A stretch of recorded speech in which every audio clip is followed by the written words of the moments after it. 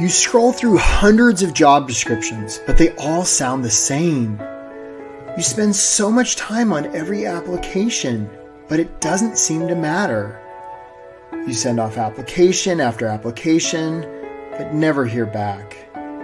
You thought the interview went so well, but it's a no. You jump through all the hoops.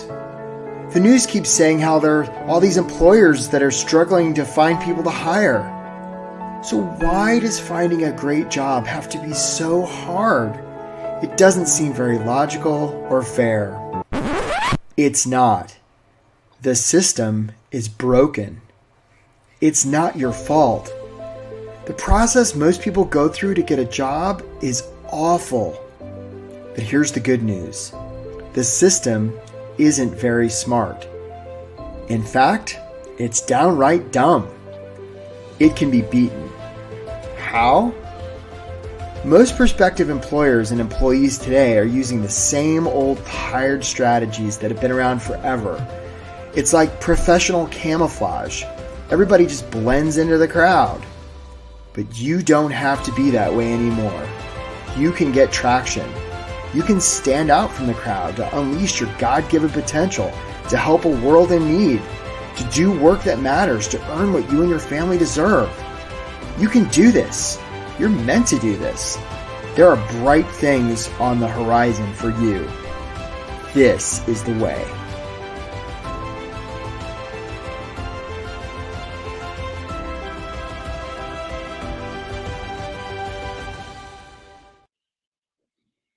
Hey there, welcome to the workshop. Get hired fast without settling, getting ignored, or losing hope. My name is Eric Woodard. I'm a high-performance career and leadership coach, and I am so glad you've taken your valuable time on a Tuesday to be here. So I want to make sure everybody can hear me. I already see lots of people in the chat. I see Melody and Michael and Jenny and Kathleen and Kevin. So glad you're here. If you would, put in the chat where you're from and how long you've been on a job search. And those of you who are watching the replay of this, you won't get to be in the chat, but that's okay. Put in the chat there because I'd really be interested to hear how things have been going for you. And I see lots of people. So glad you're here. So we're going to get started right now. So look, guys, a lot of times being on a long job search, I see there, Susan, 5 months, right, can feel like pounding sand. I see there, Tony, 2 months. Dave from Massachusetts. Sometimes it can feel like waiting on a glacier, right? Sometimes it can feel like being lost at sea. Way too long, Kevin. I see you there, Richard in Illinois. Hi, Francesca.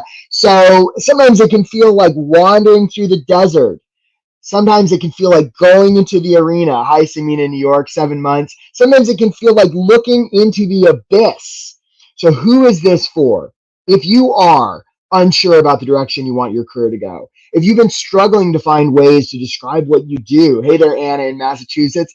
If you're uncertain if your resume is any good, if you're wrestling with how to follow up after you apply, I see you there, Jesse in LA, right? If you're tired of applying and then hearing nothing back, if you've been doing interviews that seem to be great, but then you still get a no, if you're trapped in a job you really don't like, and especially if you're losing hope, my friends, you are in the right place, and I'm so glad you're here, and I want to honor you for taking your time to be here. On the other hand, if you're somebody who's just super casual about your career, not willing to do any work, sort of like in victim mode, if you're reluctant to take responsibility for the results you've been getting, if you're just interested in finding a job to make money, if you're stuck in your ways and you're closed-minded about trying new things, and if you know a lot of the reasons why you haven't been getting a job, I see you there, Anna, looking for a month. You hang in there, right? If you're unwilling to be authentic, this is a place for you. So look, what you will learn in this workshop, you're going to learn how to get hired fast without settling, getting ignored, or losing hope. I'm going to offer you 3 strategies and 8 tactics so that you can get this thing handled. So just our agenda for today, right? I'm just going to briefly tell you a little bit about who I am, where I'm coming from, and why it's possible the ideas that I offer you today may serve you. I'm going to give you 3 strategies and 8 tactics that you can put to work today. Then I've got an invitation for you, and then we've got some Q&A. And the way this will work, there's a little bit of a delay in the chat. So put questions in there, and we've got a nice big crowd today. So put some questions in there, and if I see them, I'll grab them, and if not, we'll save them until the end. Make sure you take notes during this because I'm going to give you stuff that could be different than stuff you've heard, the stuff that's not working. Hey there, Dominique in DC, a month. DC represent. Okay, so who is this guy and why does he think he can help me find a job? So look, I kind of am a weirdo. I grew up overseas. I grew up in Asia, and I didn't come to the States till I was 17, and I wound up transferring college 7 times, and it was kind of a rough time for me. I didn't had a hard time figuring out this is me, wondering why the hell it's so damn cold in the Midwest, and I had a hard time. And the last thing I was thinking about was career. So I wound up as a scuba instructor on Guam, right, way out in Guam, right, where America's Day begins, right? So I wound up as a scuba instructor in Guam, and that was pretty good. And I just finished college and was swimming around with a lot of fish, and it was beautiful, and it was paradise. Hey there, Kyrie in Maryland, 4 months, I gotcha. And it was great, but my brain got a little bit mushy, and I was like, surely there's got to be something more. So I started to think about my career, and I thought, well, what would be the most prestigious job that I could have? And I thought, well, that must be something like the White House. So I wrote the world's worst cover letter, and I mailed that off to 1600 Pennsylvania Avenue. And I thought, well, I'm never hearing from those bastards. But about a month later, I was riding my bicycle past the Guam post office, and they came out and they're like, Eric, you got this envelope, and it was on it was a White House envelope, White House stationery. And so I opened it up, and it was an internship application. I didn't know what the hell an internship was, but I was really good at filling out applications because I transferred college so many times. So I filled that out, sent it in, and I'm like, I'm never hearing from those bastards. And I didn't. And but one thing led to another. I got into grad school here in DC and landed with a big bushy haircut and was dumpster diving for furniture and was out. Hey there, Natalie, a month and a half. I see you there. Yeah, DC also. Anyhow, but I landed. I had a big bushy haircut, was dumpster diving for furniture, and I was out running past the White House. And I said, those White House bastards, they never even bothered to let me know about that internship thing. So I found a payphone. I put in a quarter. I got him on the phone. I said, hey, you White House bastards, what about that internship thing? And they're like, is this Eric from Guam? And I'm like, yeah, but I'm in DC now. I'm going to grad school. They're like, man, we've been trying to get in touch with you. You're supposed to start in the First Lady's office on Monday. So I took the metro and I got a haircut and I bought a suit and I showed up. And now, look, my friends, I don't know what your politics are. I don't know if your politics match mine, so please forgive me if you don't. But this tells you how old I am. This is back during the Clinton administration, and I started working in the office of Hillary Rodham Clinton. She was a great, great boss. And I wound up getting hired on her staff in Hillaryland and wound up following her to the Senate, where I was with her for all 8 years. And then I followed her to the State Department, where I helped represent the U.S. At UNESCO. And all during that time, and then a little bit later, I wound up as director of internships and fellowships at the Smithsonian. And all during that time, both as somebody just starting out in my career and then later helping a lot of people in their career, I saw the same movie over and over again, where there's just a lot of career stuff. There's a lot of guidance out there that just doesn't make a lot of sense. It's just not helpful. And so I've given a lot of talks. I do a lot of coaching. I've written a ton of books about career stuff. I have so many degrees, right? Lots of pieces of paper. I have glowing testimonials saying how awesome I am.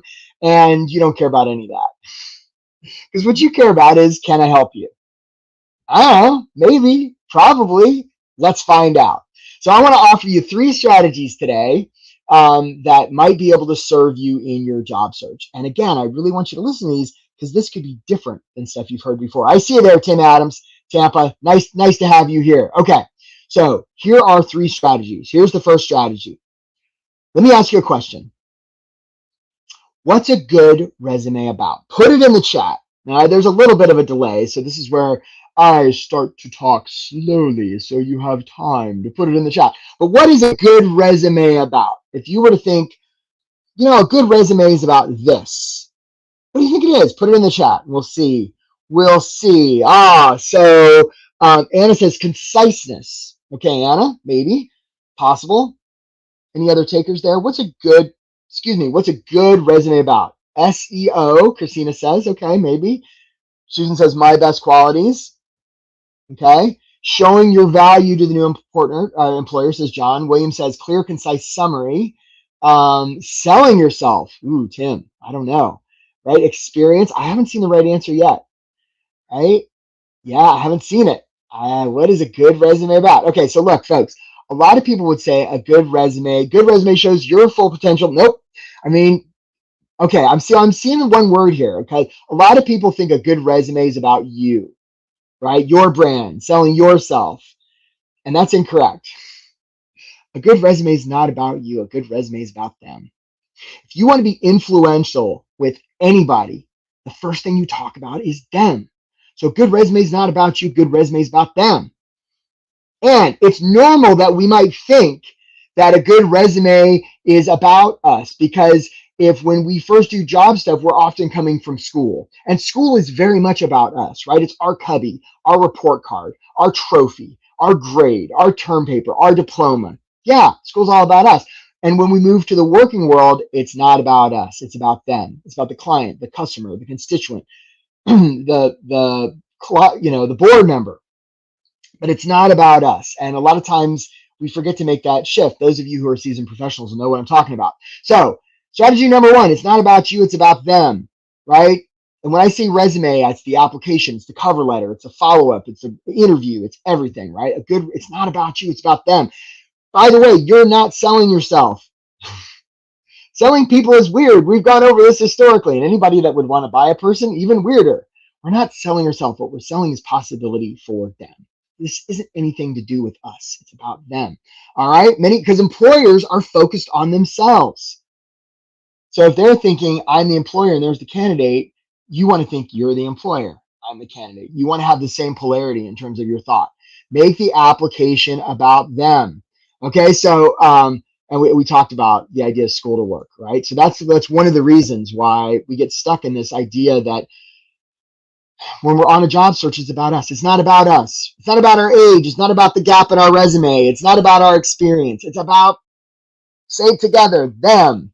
I could be wrong, but I don't think I am, and I've helped a lot of people get jobs. So we're on to strategy number 2. Here it is. So those of you who have been alive may know those buildings that are often in downtown areas that they have the big buildings in downtown. Sometimes school kids need little cards to use them. And in those buildings, which we call libraries, there's lots of shelves. And on those shelves, there's books, lots of storybooks. And on the front cover of those storybooks, there are often words. What do we call those words? Put it in the chat. What do we call the words that are on the front cover of books, and including storybooks? What are those words called on the front cover? What do we call those words? Put it in the chat for me. Let's see if who can get it right. And there's a delay. I apologize for the delay. So now, Christina, Susan, yeah, title. Thanks, John. Thanks, Melody. Right? Thanks, Anna. Yeah, gold star for all of you, William. The words on the front cover of a storybook are called a title. Thanks, Robin. So isn't it interesting that that's the same term we use to label people in the workplace? We give people titles, which tells me that a title, just like a title is the label we put on a storybook, a title is just a label we put on the story of one's career. So that brings us to strategy number 2, stories. You want to be telling stories in your job search. And if you're not, it's a real opportunity. Those people who walk around and say, I am data driven. We make data driven decisions. Let me ask you a question. This is another one for the chat. What percentage of human decision making is emotional versus logical? All right. So emotional versus logical. Put it in the chat. So what percent of human decision making is emotional and what percent is logical? So is it like 60-40, 50-50? So emotion to logic. Put it in the chat. We'll see if anybody gets it right. What percent of human decision making is okay. William says 80-20. Irina says 90-10. Christina's 85% emotional, 70. Lily says it's 50-50. Emotional is 99%. I see there, Susan. I haven't seen the correct answer yet. What? Julian says 64-35. Francesco got it right. It's 100% emotional. And the reason we know this is when, like, some poor guy in the 1800s, thanks, Natalie, good, gets like a railroad thing stuck in their head through their limbic system, they're fine. Their capacity for emotions destroyed, they're fine. Except that they can't make a single decision. And that's the part that's debilitating, right? They can't decide which sock to put on first, which piece of food to eat, right? So human decision making is 100% emotional. Now we'll rationalize it later with logic, but the initial decision is through the limbic system. It's 100% emotional. So the way we transmit emotions as humans is through stories. If I ask you what I always get in trouble when I ask this. There you go, Sharon. I always get in trouble when I ask this question, but if I ask how many of you remember your phone number when you were 5, like maybe a few of you will be like, I could do it, but most of you are like, I have no idea. But if I asked you how you felt on your 5th birthday, or maybe tell me a story from when you were 5, like your ability to, what did I hear the other day? Like we can process 40 bits of information at once through logic. We can process 20 million bits of information in any moment through emotion. So it's just orders of magnitude stronger, our ability to handle emotion, right? It's hugely more. So we want to use stories in our resume. We want to tell lots and lots of stories, okay? So many jobs, and facts are fine, right? You have to have quantifiable facts. It's fine, right? Some people like that, but that's not the reason they're going to hire you. There's only one reason they're going to hire you. It's that they trust you. That's it. And that's an emotional thing, right? People remember stories and feelings. You want to make your application a story. And even the titles we call ourselves are a story. So perfect example. Notice I'm about to tell a story. One time I was looking at a bunch of resumes, and there were way more resumes than we had positions. And it was for an internship program. And this one woman, Maggie, had wrote this story about how the summer before she'd been in a terrible car accident and her arm had been severed. Oh man, that's terrible. So we accepted her, right? Waiting for her to come in, for her to meet her. She walks into the office, 2 arms. Now, was I mad that she had? No. And it had been severed, right? Where partially severed and reattached. She had a bandage on it. She was getting motion back. But I wasn't mad that she hadn't completely lost her arm. I was so happy. And I remember that story to this day, along with a lot of others. Stories are your friend. If you're not telling stories, it's a real opportunity. Okay, who can tell me who this guy is? Who can tell me who this guy is? I'll give you a hint. He likes tater tots. Who is this guy? Put it in the chat, those of you who know. And those of you who know will know. Who is this guy? What is this guy called? Put it in the chat. Gary says the man. Justin Seinfeld. There you go, Michael. Thanks for playing. Right? Yeah, Richard, this is Napoleon Dynamite. And those of you who have not watched Napoleon Dynamite, please stop your job searching and go watch it. Obviously, thank you, vote for Pedro, Tim, right? And I don't want to ruin the movie for you, but here's the setup. Napoleon's a high school kid, and he sort of beats to a different drummer. And there's this one particular scene where he finds himself on stage in front of the entire student body, and he has to give an impromptu performance. And the DJ in the booth up above has the music, but that's it. Otherwise, this just completely, he's got to do something. So Napoleon decides to just do the craziest dance you've ever seen. I mean, he just lets it all hang out. It's the craziest thing ever. It's wild. And when he's done, the student body is in stunned silence. And nobody knows what's gonna, that's right, Kyrie, nobody knows what's gonna happen, right? And then they erupt in applause. And the reason it works, and the reason people love it, and the reason Napoleon's a hero, is it's so authentic. It's so real. And that's strategy number 3. We want to be authentic. Jamie Kern Lima, the founder of It Cosmetics, says everybody's a good dancer if they commit fully. And she's right. All right. So that's strategy number 3, authenticity. People are going to hire you because of who you are, not despite it. So if you've got words on there like proficient in Microsoft Office, and that's not an authentic word for you, get rid of it. If somebody's giving you advice to remove the dates from your high school graduation, stop that. It's never the scandal. It's always the cover up. People are going to hire you because of who you are, not despite it. Now, look, I know there's a lot of isms out there: sexism, racism, ageism, ableism. I get it. And the reason they're going to hire you is because they trust you. And the worst way to establish trust with somebody is to come right out of the gate and say, I don't trust you. I'm going to hide who I am. And game over, right? So if you've been having trouble getting a job and you're hiding stuff, you're hiding who you are, or you're not unveiling fully who you are, it's something to look at, I would humbly suggest, right? So many try to be perfect. Stop it. Let me ask you a question. Who do humans hire? And I'm not going to wait for the chat. But who do humans hire? I'll tell you who humans hire. Humans hire humans. Computers don't hire humans, and humans don't hire computers. And those of you who are like, what about ATS? We're going to get to that. ATS doesn't hire humans. Humans hire humans. So the opportunity for you is be more human. Let all your competitors go deep into ChatGPT and have templates and all that kind of stuff. It gives you the opportunity to be more human and more hireable because you're more trustworthy. Dominique says, it's never the scandal, it's always the cover up. As a former political PR person, I love this. I appreciate that, Dominique. Right? I mean, how many politicos do we know fall? Not because of what they did, it's because they covered it up. Exactly. It's the same thing on your job search. Okay. You want to be human. You want to be relatable. So perfect example. One time I was working with this woman, Nina, and we had this conversation, and she was highly successful and just having trouble getting a job. And so on her resume, we're working on her resume. I said, Nina, what do you like to do for fun? And she's sort of hemmed and hawed. And finally I got out of Nina. She had a pen collection.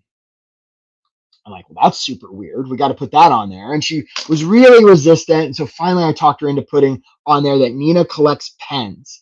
I heard from her about a month later. She said she went into an interview. She and the interviewer talked about pens for about 30 minutes, and then she got the offer. Humans hire humans. If you don't have evidence on your resume and your cover letter and your approach and your networking and your follow-up that you're a human, it's something to take a look at, my friends. Okay, we're on to strategy that was the third strategy, right? So authenticity is your superpower. That's the third strategy. Okay, so how do you put this all to work, right? So 3 strategies. It's make it about them, tell stories, be authentic. How do you put all this to work? Well, let me tell you. All right, so 8 tactics. Let's go. Buckle up. 8 tactics. It's hard to hit a blurry target. And what I mean by this is the first tactic. And the first tactic is clarity. You want to have real clarity around what you want. Because if you don't have clarity, you'll literally miss it. This is a thing called the reticular activating system where, you go to buy a new car and you drive it off the lot. You're like, nobody's got this car. I'm the only one that's got this car. And then you see it everywhere. It's because our brains will literally see and hear what we ask it to look for. So, sometimes I'll work with people and I'll say, well, how much money do you want to make? And they're like, oh, I don't know. I'm like, what do you want to do? Well, I want to help people. Look, that's really beautiful and it comes from a good place and it's super ambiguous and vague. It's really hard for anybody's brain to identify opportunity to help people as opposed to, I want to help women and girls with literacy in Nepal on a Thursday in the rain at night. It's more specific.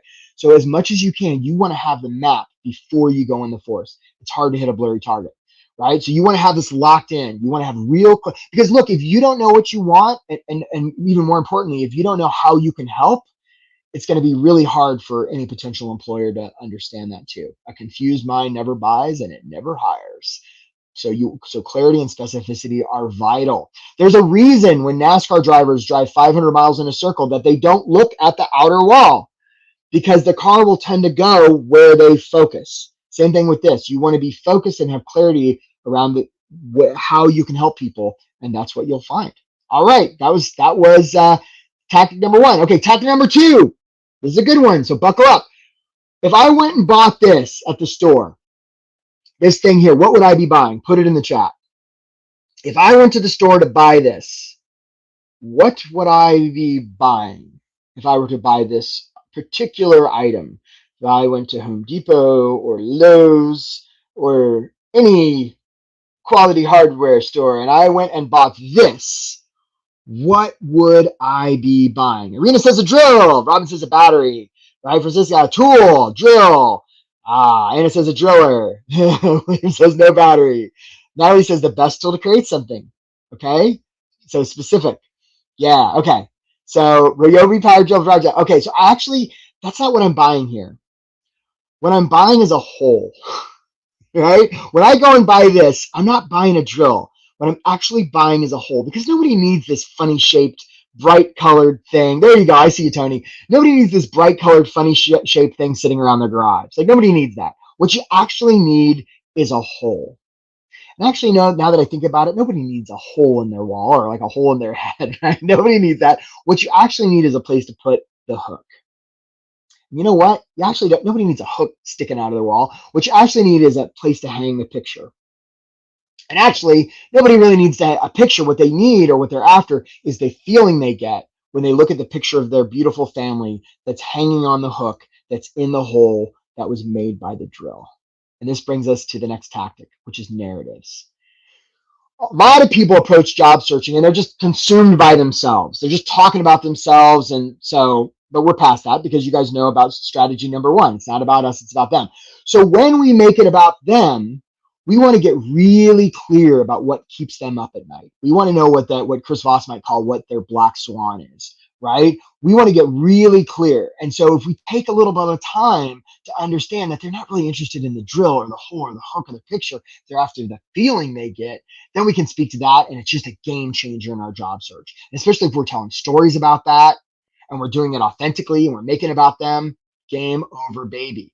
All right. So you want to get really clear about what they need, what they care about, what they're focused on, right? How can you make them feel seen, heard, and understood?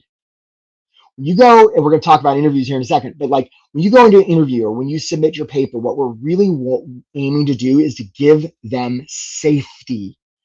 And one of the best ways to give somebody safety is one, be vulnerable yourself, and two, make the other person feel seen, heard, and understood. If you can do that, game over. Game over. Right? It's not about selling yourself. It's about this stuff.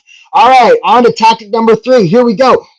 Look at this thing. This is actually a copy of my resume. And my resume is sort of like the kitchen. It's like a kitchen sink. It's like the model home of all resumes. And my point here is your paper. And this takes us to tactic number 3, your paper, your resumes, your cover letters, right? You don't want it to look like anybody else.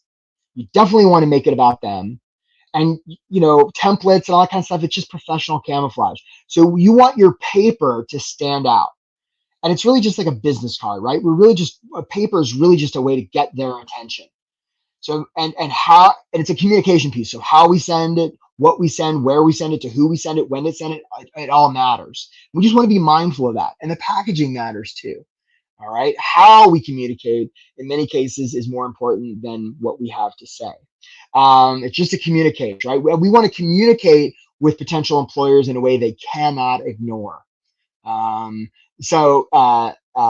Let's see here. So a good example is, one time I was sitting in the Senate, and this isn't exactly an employer situation. I'm sitting there in the hallways, and all of a sudden you hear this like screeching bird, this loud screech. And you go outside, and it's the endangered species people, and they've got a bald eagle. They're walking around. And that it emptied the hallways of the Senate. People like, what is that crazy noise? That bald eagle got about $300,000 worth of lobbying done that day, right? Because it was interesting, it was unique. That's how you want to communicate. You want to communicate in ways that people can't ignore. So it's something to take a look at. Google creative resumes and look at those examples, right? Crazy damn things. And if those are too edgy or scary, staple a traditional resume on the back of it. We don't want to look like everybody else. Make sense? Cool. All right, here we go. If an application is submitted and there is no follow-up, does it even make a sound? I would humbly suggest to you that it doesn't, which takes us to tactic number 4, right? When we submit an application or we network, we don't want to just be like, well, shucks, hope I hear back. And it's really easy to think, well, they didn't get back to me because, I look like I got mustard on my shirt or something. No, people are just busy. Right? People are just busy. And we want to follow up. We want to people are going to believe what we show them more than what we tell them. And if we want to show them that we're somebody that takes initiative, we're somebody that doesn't give up, and we apply and then they hear nothing, well, that shows them the opposite. Whereas if we apply and we follow up from a place of service, not because we need anything, but because they need something, it's a game changer. And for those of you who are like, but isn't that kind of pushy, Eric? We're going to get to that. Stay with me, right? So follow up. It's not pushy. One story I'll tell you. Some of you may be familiar with Darren Hardy, publisher of Success Magazine, former publisher, and some of you, and he's exactly as you would picture. He's a redheaded white guy in a shiny suit, right? But he tells the story when he was younger. He was a realtor, and apparently when a listing expires with the selling realtor, it goes up on the MLS, and it's a land rush, right? All the other realtors in town try and get that business. And a lot of times what happens around mid-morning, the whoever's trying to sell the house will start to get some calls, right, from realtors. So what Darren would do is he would show up 6 a.m., full suit, clipboard, knocking on the door and saying, hey, my name's Darren Hardy. I'm here to sell your house. And they'd be like, who are you? Right? Um, and, and if they didn't sign up with them then, around mid-morning, they'd get a big, heavy gift basket. And if it didn't work then, around 1 a.m., one of his associates would show up at the door and hand him a sold sign and say, hey, you're going to need this when Darren sells your house. And what Darren says is about, he lost about 1 out of 5 people because he was being too assertive, but he got the other 4. Because what the other 4 realized, they're like, look, if you work as hard to sell my house as you get my business, my house is going to sell in 5 minutes. And it did. So we want to follow up, right? There's another realtor, Ryan Serhant. He wrote a book called Sell It Like Serhant, and he was on a reality TV show. My wife says he was kind of a jerk on the show. I don't know, but he wrote a good book.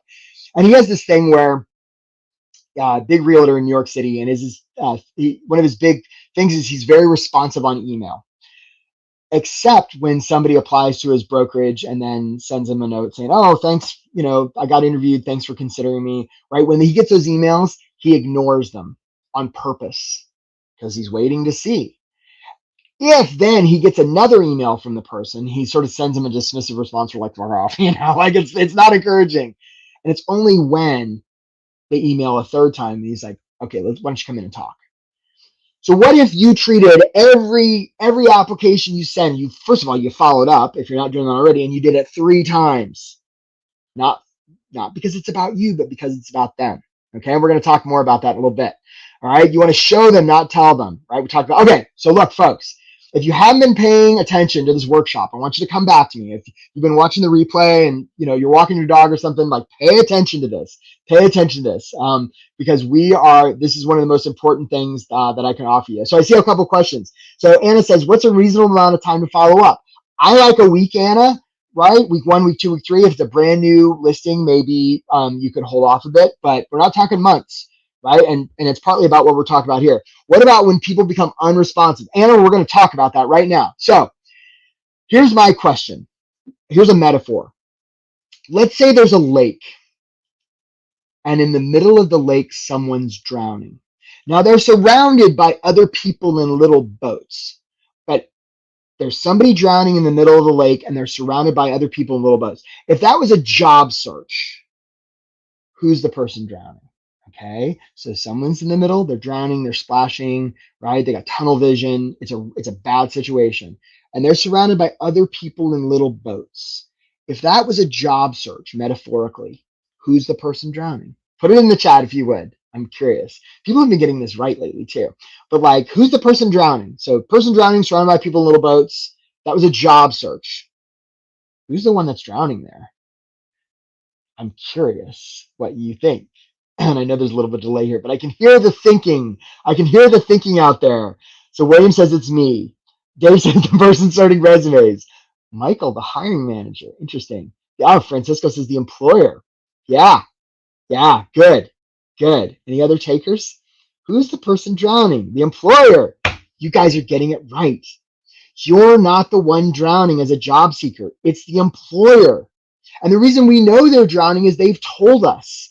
They've held up their arm and they said, help, we're drowning in work, right? We're drowning in work. Like, somebody help us. The people in the boats are actually the applicants. Now, here's the thing to pay attention to and something to ask yourself. Sometimes the people in the boats act like they're the ones drowning. And I get people have bills and there's scarcity, and maybe your spouse is like, when are you going to get a job? And you got kids looking at you wanting to go to Disneyland. I get it. You're not the one drowning. You're the one that's in the boat. And this is a mindset thing, right? Which brings us to the next strategy. You want to have the mindset that you're not the one drowning. The employer's drowning. And this gets back to what we were saying about follow-up, right? If somebody was face down in the water and you splashed them and you said, hey, buddy, you okay? And they didn't move, you wouldn't just be like, well, I want to be pushy, right? You would swim up, you'd splash them, you'd call 911, you'd flip them over, you'd even lock lips and start doing mouth to mouth. And if all of a sudden they sort of came to you and said, whoa, lady, I'm snorkeling, right? You'd be like, that's cool, but I'd be willing to risk looking bad in order to make sure that you're okay. And that's the mindset we want to have here in our job search. This isn't about, I hope they pick me. This isn't about, I'm in the boat and I want to sell myself, so I'm the one that can rescue them. None of that, right? They'd be lucky to get you. You're out there in the job market serving cake. And they don't have to accept your offer of a plate of cake, but You're not going to feel weird about offering it because who the hell doesn't like cake? What kind of weird? Now I'm so now in the chat. I'm going to get somebody saying I don't like cake. Hey, and Hadassah, I hear that you're drowning in bills, and you're not. You've got bills that are due. You're not drowning in bills. I just want to be really accurate here. And look, I don't mean to make light of it. I see the LOL. So hopefully you got a sense of humor about it. One time I had a client tell me, they say, I really blew up my life. And I said, oh, that sounds terrible. I said, can I ask you a question? They're like, yeah.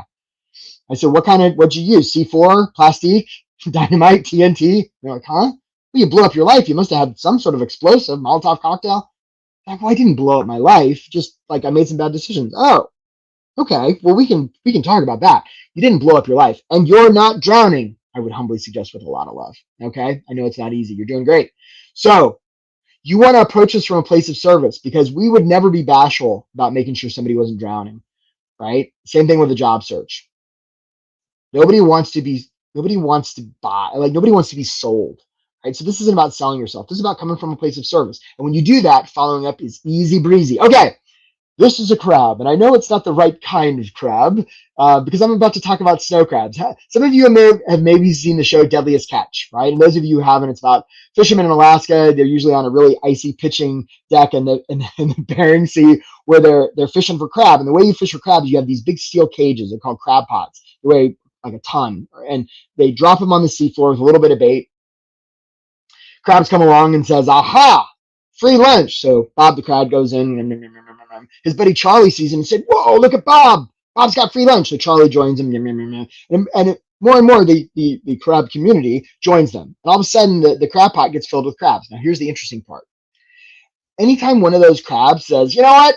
Because the bait runs out really quick, right? There's not bait for everybody. And so anytime a crab says, I'm out of here, buddies, right, and starts to crawl out, the other crabs will pull them back in.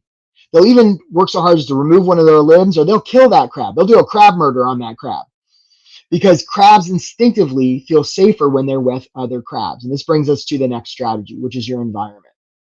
If your environment isn't optimized for your job search, and a lot of times that can mean the people you're hanging out with, these can be friends, family, the media you consume, books you read, living or dead, it's something to look at. Some of you may be familiar with the idea of reference groups, right? Where the average weight, income, fun of the 5 people we hang out with most. This is the same here. So if you're not hanging out with people that lift you up, no wonder you're having trouble in your job search, right? Or if you're in a place that's just dragging you down, yeah, no wonder you're having trouble. You want to optimize your environment. Be intentional, safeguarded. It's not a trivial thing. Okay, I think this is tactic number 7. We're in the home stretch here, guys. You guys are doing fantastic. Let's talk about interviews. And I'm about to give you the most important, effective interview advice in the world. You ready? Here it is. I have to prepare myself. Don't answer their questions. If you're going into interviews, focus on answer their questions. Stop doing that. And here's why. Interviews are weird. Like I know very few people that like interviews, giving them or being interviewed, right? It's this really sort of inorganic, arbitrary situation where we put people in a room or a virtual space, and one group of people or one person's there to judge another. It's just strange. And it's the least bad way we've come up with so far of deciding whether we can trust somebody enough to hire them. So when people, and some of you may know this if you've interviewed people, right? I sure have. When we interview people, we're really not trying to get information. What we're working to do is just to get a sense of whether we can trust them. And we ask questions as a way, we make mouth noise to get them to make mouth noise so we can judge their mouth noise. So if that's true, and I could be wrong, I'm not, but play along. You want to make mouth noise that helps them feel safe, that serves them, that tells the story that you're the one they want to pick. Okay, so we don't want to focus on answering the questions. What we want to do is tell stories and deliver narratives that make them feel seen, heard, and understood, that give them safety. And we use the questions they ask as an excuse to tell the stories and deliver the narratives that do that. So stop focusing on the questions. Don't answer the questions. We want to focus on our answers. So the next time you go on an interview, you don't even have to be nervous, because you're just going to use the mouth noise they make to deliver the narratives and stories that are going to help them feel safe and maybe pick you. They don't really care about the information, right? You can go in there and you can deliver a great story or deliver a narrative, and they're not going to be like, well, you didn't really answer the question. Yeah, because the question wasn't going to serve you, man. Like, I've even been in interviews before, and it works really well, where somebody asks a question, you're like, yeah, I could answer that. And probably a better use of our time is for me to talk about this. So I'm going to go ahead and do that. You let me know. You let me know if you change your mind on that, right? And they'll be like, okay, right? It shows leadership. You want to give them safety. Remember, you're not the one drowning. All right, home stretch here, guys. Let's talk about offers. Tactic number 8, offers. Here's what I see a lot. I see a lot of people in a job search, and they're sort of they'll hem and haw about the applications they send, because they're like, well, if I send in the application, I get an interview, I get to an interview, I get an offer, well, then I have to move the whole family to Connecticut, and I'm not even going to apply. Or the other thing I see is, well, I'm not really qualified for that, so there's even research on this. Research is aimed at women. This happens to both men and women. I will tell you firsthand. Okay, so it's not a gender thing. Anyhow, so two things here. One, you don't have to worry if you're qualified for the job that you're applying to. Trust me, they'll have an opinion. Right? So you don't have to worry about it. Take that off your plate. And you can worry about whether it's something you'll want to do, and it's optional, because really that question doesn't become important unless and until you get the offer, which is way further down the pipe. So you can apply much more liberally, much more openly, because it's just an application. Yeah, it takes you the time and energy to put it together, but what else are you doing?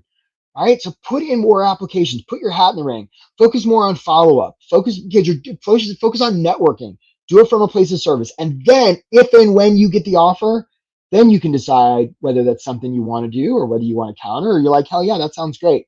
Okay, so don't worry until you get the offer. You want to apply liberally from a place of service. You might find that you get into a job that you love. You didn't think you'd like it, but you get into it and you like it, and vice versa. I see that all the time with my clients. Good job, friends. Okay, so here's what I want you to do. I want you to write this down. Your mindset, the paper you send, your follow-up, your networking, interviews, and the offers.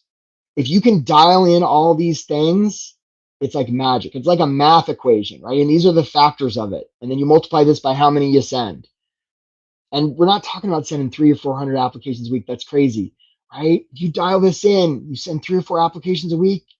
Like, my clients get hired, and you can too. So I promised that I would have an invitation for you, and I'm going to do it right now.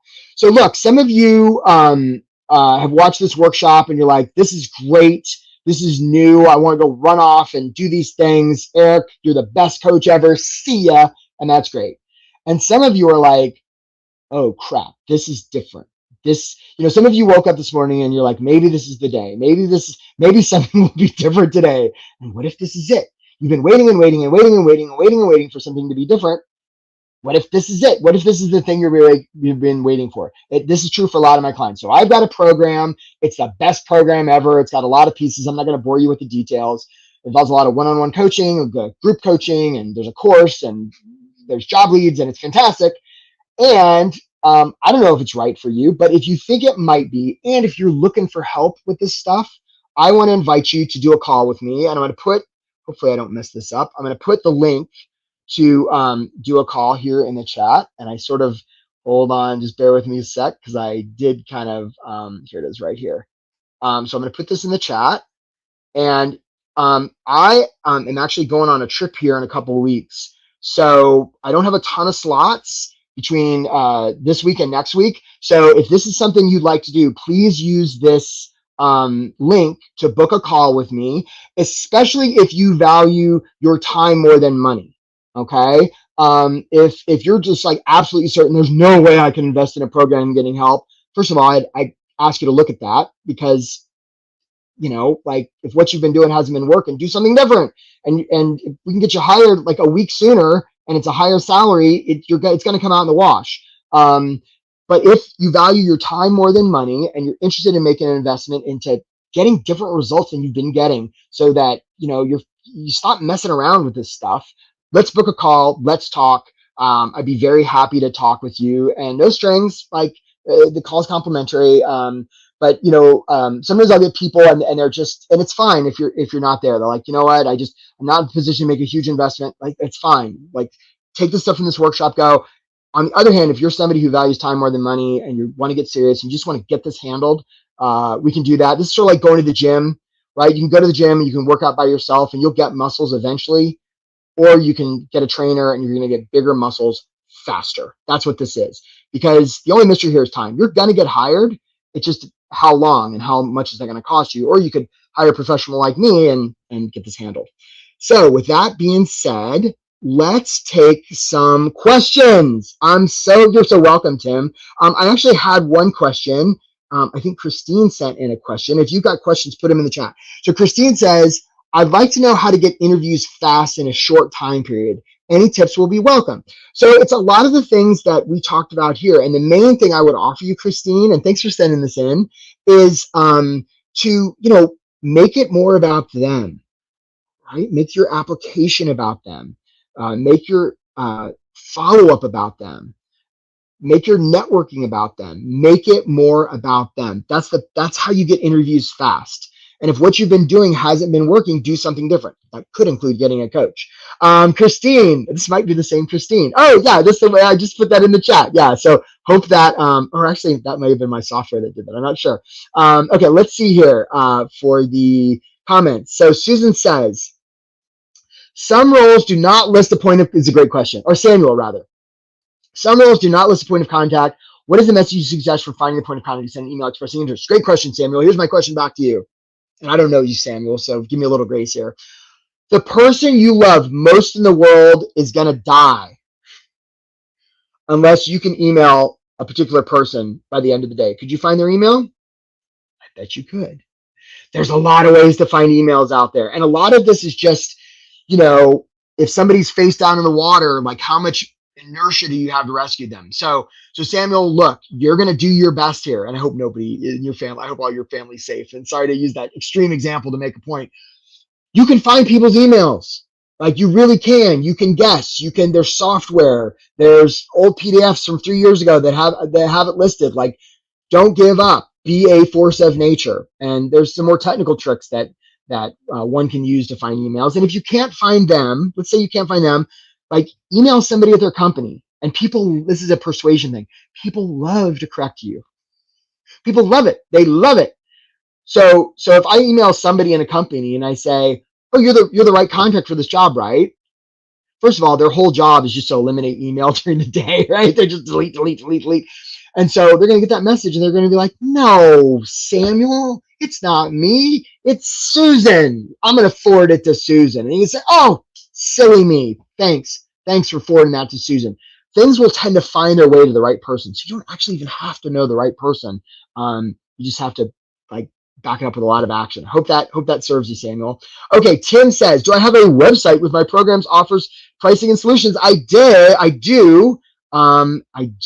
It is here. I'll put it in the chat. It's right here, and you can check it out. And the one, but what it's going to lead you back to is the thing I just offered, right? That's my website. It's the best website ever. It's fantastic. But that's what it's going to lead back to, Tim. So hope that serves. Daria says, this is the best career help I've had in a long time. Well, I'm so glad that's true. And I hope this, let me just try this one more time. It looked like it was doing something funky. There it is. Hopefully that comes through. Okay. Let's see here. What is the difference for job hunting in public and the private sector? I don't know, Jenny, that there's a ton of differences. I mean, there are some nuances. And Jenny, I run into this all the time with potential clients where they're like, well, I'm in this industry, or I'm a CEO, or, and really what I find is it really boils down to, like, this is so personal and it's different for everybody. So the main thing, and this is true in every industry, make it about them. This is true in a lot of things in life. And I know that seems really simple, and it's the most effective thing. And those of you who are like, well, of course I make it about them. Great. Let me challenge you. Go look at your last cover letter you sent, which you're sending, right? Count the number of I's and me's versus the number of you's and tell me the ratio. And if your cover letter is like a lot of cover letters, maybe you use the word you once when you said thank you at the end, if that. So you might be making it more about yourself than you think. I could be wrong, but take a look. Aisha says, thanks for the question, Jenny. Aisha says, during the interview, when an employer is rushed and giving you time to only ask one or two questions, what would you ask? I also want to ensure that it's a good place for your work as well. So, first of all, with interviews, and I've seen this, Aisha, where some people are like, I'm super rushed. I had a client one time where they made them wait 15 minutes and they walked out.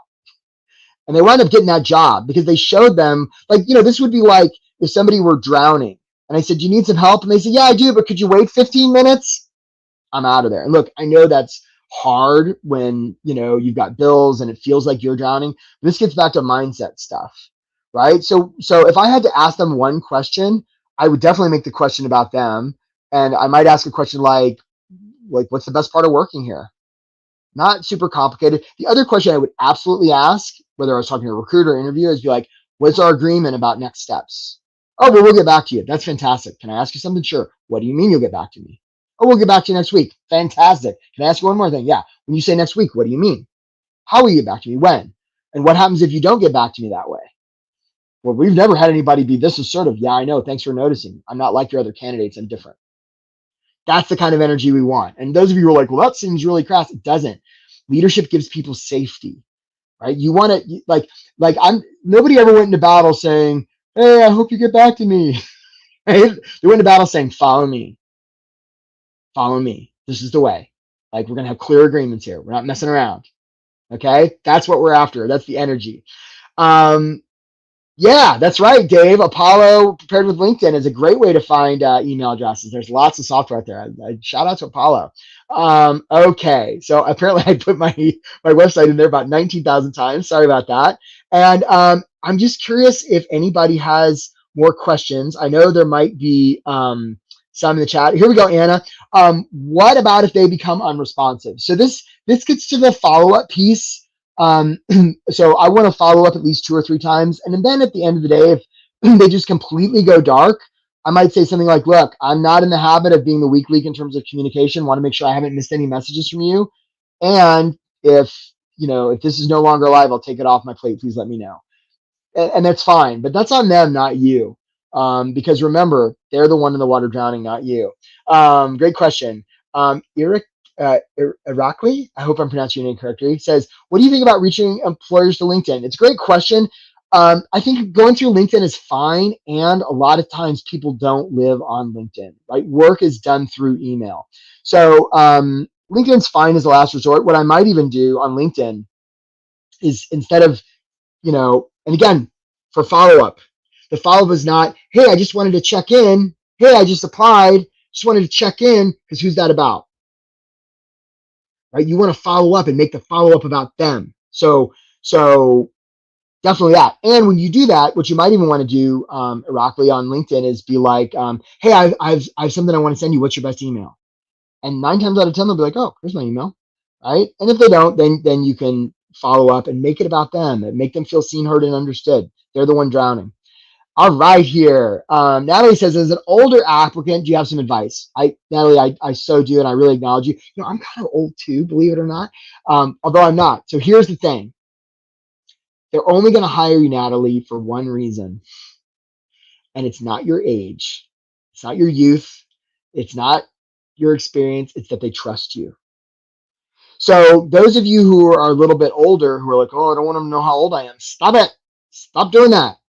Own your age. And those of you who've gotten the advice like, well, if you have more than 15 years experience, like, drop anything that was older than 15 years ago. You know who often says that? People who don't have more than 15 years experience. Are the things you learned 15, 20, 30 years ago, like, suddenly irrelevant? Of course not. It makes you badass. And those of you who are somewhat qualified and find that you're not getting interviews, it's a very good chance that you're overqualified. So the thing there is not to try and aim lower, because you're like, surely I'll just dominate this. They're not going to hire you because you're overqualified. The opportunity there is to aim higher, see what happens. I do this with my clients. It's amazing. So, hey guys, I am so glad to have all of you. We had such a great big crowd today. I always love doing this when it's a big crowd. So look, those of you who are looking for a little help, I'm just going to put this in the chat one more time. And especially if you're open to making an investment, like, let's talk, because we can get this job thing handled, and it could be the best investment you've ever made. In any case, those of you who are here, if you're watching this on the replay, I just want you to know, like, you are gonna figure this out. Like, being on a long job search is not for the faint of heart.